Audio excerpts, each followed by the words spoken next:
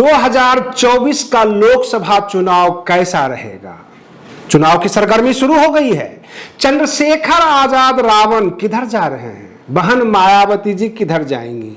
हम आपको याद दिला देते हैं 2014 में जब प्रधानमंत्री नरेंद्र मोदी आए थे सत्ता में, तो उससे पहले देश के सामने गुजरात मॉडल रखा था। तो हम ये जानना चाहते हैं, विपक्ष के पास जो विपक्षी गठबंधन है इंडिया, अथवा बहन मायावती जी हो, चंद्रशेखर आजाद हो, सबसे ये सवाल है, क्या उनके पास कोई मॉडल है, या केवल यह कहकर हम SC ST के अधिकार की रक्षा करते हैं, हम अंबेडकरवादी हैं, हम बहुजन समाज के लोगों को सपोर्ट करते हैं, यहां से हमको वोट मिलेगा?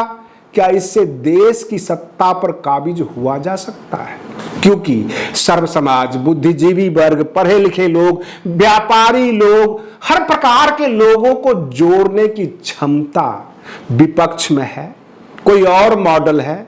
अथवा बहन मायावती जी, चंद्रशेखर आजाद, जो भी बहुजन समाज के टीम से आते हैं, बहुजन समाज की तरफ से आते हैं, सब के सब NDA के साथ जुड़ जाएंगे, अथवा ये कांग्रेस गठबंधन यानी इंडिया के साथ जुड़ जाएंगे? यही सारा प्रश्न है।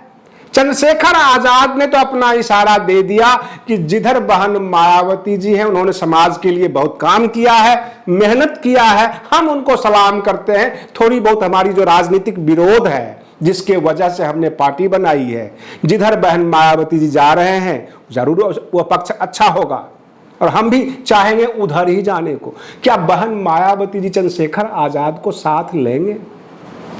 क्या बहन जी का अगला प्लान ऐसा होगा कि चंद्रशेखर आजाद को साथ कर ले, अखिलेश यादव को भी निमंत्रण भेज दें और इंडिया के अंदर यानी जो विपक्षी गठबंधन है वो सबको पीछे जोड़ने की कोशिश करें?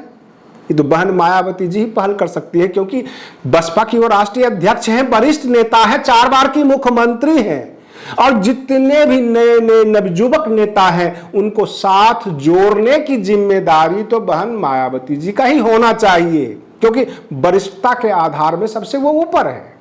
अब रही बात ये 2024 का लोकसभा चुनाव का परिणाम जब आएगा तो क्या प्रधानमंत्री नरेंद्र मोदी फिर से प्रधानमंत्री हो जाएंगे, अथवा विपक्ष के पास ऐसा कोई तुरुप का इक्का है, कोई मॉडल है जो दिखा सके?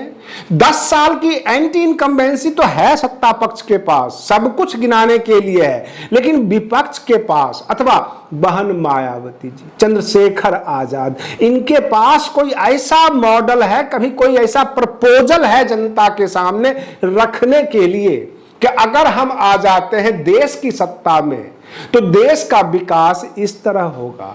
हमने ये सारी योजना बनाया हुआ है केवल जातियां गिनाकर, उनका जो समस्याएं गिनाकर, क्योंकि आपको याद होगा 2014 से पहले जब प्रधानमंत्री नरेंद्र मोदी कांग्रेस के खिलाफ जब आग उगलते थे, भाषण देते थे, तो यही कहते थे कि डॉक्टर मनमोहन सिंह गरीबी की मार्केटिंग करते हैं, गरीबी बेचते हैं। तो क्या हमारा बहुजन समाज के जो लीडर्स हैं वो अन्याय की मार्केटिंग करते हैं? क्योंकि अन्याय और जुल्म होता है बहुजन समाज के ऊपर। राजस्थान से खबरें आती है, छत्तीसगढ़ से खबरें आती है, उत्तर प्रदेश से खबरें आती है, जातिगत हमले होते हैं, जुल्म के शिकार यह समाज है। तो ये जितने भी नेता हैं ये अन्याय की मार्केटिंग करते हैं, अथवा इनके पास कोई प्रपोजल है जो जनता को दिखा सकते हैं। 2014 से पहले जब मोदी सरकार ने अपना मन बनाया था कि हम चुनाव जीतेंगे, तो अक्सर प्रधानमंत्री नरेंद्र मोदी अपने भाषण में कहते थे, जो लोग हवाई चप्पल से चल रहे हैं उन्हें हम हवाई जहाज की यात्रा करवाएंगे, और विदेशों में इतना काला धन है कि सबके हिस्से में 15-15 लाख रुपए आ सकता है, सब मंगा लेंगे। ऐसा तो कुछ हुआ नहीं।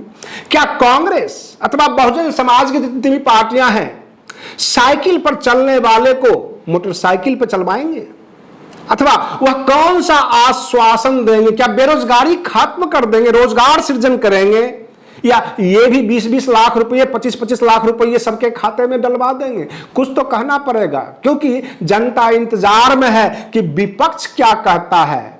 और सत्ता पक्ष क्या कहता है? कर्नाटक का चुनाव आपने देख लिया, वहां पर बिल्कुल लोभ लालच दिल्ली की तरह दिया गया कि हम जो है फ्री में बिजली दे देंगे, बाकी जो सुख सुविधाएं दिल्ली में दी जा रही है केजरीवाल के तर्ज पे कर्नाटक में जो है कमिटमेंट किया गया, आम जनता के सामने प्रतिज्ञा किए और वो पूरा कर रहे हैं। अब जो है ओल्ड पेंशन स्कीम जो पूरे देश के ऊपर लागू होता है, क्या बहन मायावती जी, सबसे पहले तो मैं बता दूं वो घोषणा पत्र जारी नहीं करते हैं, लेकिन गठबंधन के साथ चंद्रशेखर आजाद सबको इकट्ठा कर लेते हैं। घोषणा पत्र में ओल्ड पेंशन स्कीम के बारे में वो बताएंगे। जो उत्तर प्रदेश में मान्यवर काशीराम आवास योजना था, उसका क्या हाल है फिलहाल उत्तर प्रदेश में? क्या वो आगे बढ़ेगा? गरीबों को घर मिलेगा? 5 किलो चावल गेहूं है, इसके बदले ये 10 किलो कर देंगे, सबका पेट भरेगा? कुछ तो बताना ही पड़ेगा विपक्ष को, कुछ न कुछ मॉडल तो इनको देना ही पड़ेगा।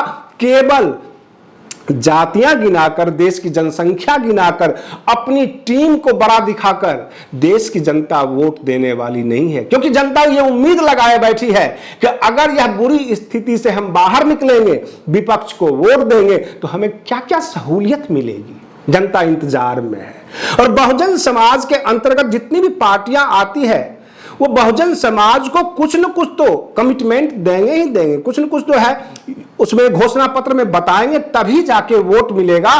क्योंकि जनता भूखी है, परेशान है। केवल अन्याय की मार्केटिंग करके आपको वोट नहीं मिलेगा।